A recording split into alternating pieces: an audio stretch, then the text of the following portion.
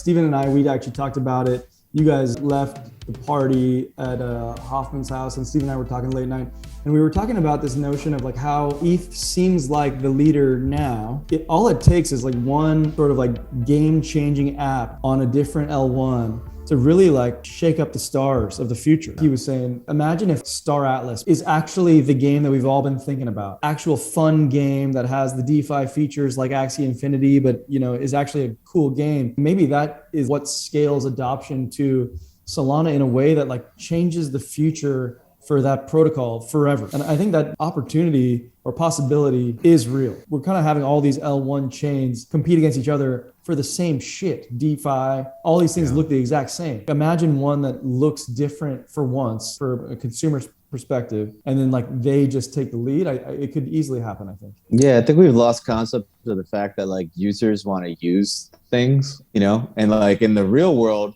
users use things because they bring them some particular utility. In our world, a lot of us use things because it prints us money, and that's fine in the short run. Like we use things and we get these rewards or we make these huge yield, but that's obviously all not sustainable. Like we can't just inflate all these protocols and layer ones into perpetuity to like attract users. Like ultimately somebody has to build something that somebody just wants to use because it's just really useful. And like gaming, to me, is the biggest potential spark, because obviously the number of gamers worldwide is like absolutely massive. They've been shown to be like incredibly sticky, and people will crawl over broken glass to play a game or use something that they really, really love. They're not going to care what chain it's on so long as it does what they want it to do from like a utility standpoint.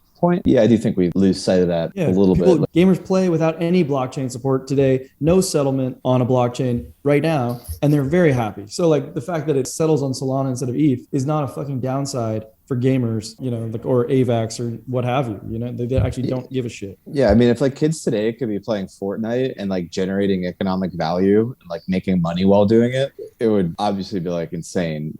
Just absolutely insane. I'm sure that'll happen at some point in the future. And obviously building Fortnite on a blockchain at this point in history is just not a thing that we can really do right now. And that is some of the limitations. Yeah, how do you make a game that's really fun that people want to use that also like can work in these particular environments? We're a little early still to that for sure, I think. Do you think that part of Solana is interesting? But I think you could also make the argument that we will be able to build that on layer 2 ETH just as easily. But also I don't think users will care. I think they'll just like care about the application. They're not going to care about where it's built. And eventually all this gets abstracted away from people. There's going to be all this stuff running on crypto rails, and you're not going to know that you're using crypto rails. Like everybody's going to be building applications that just look like normal applications to the user on the front end, and on the back end, all this stuff's like abstracted away and they're using crypto, but they don't know it. And they don't care, much like you don't care what this like Zoom meeting is running on as far as like protocols go.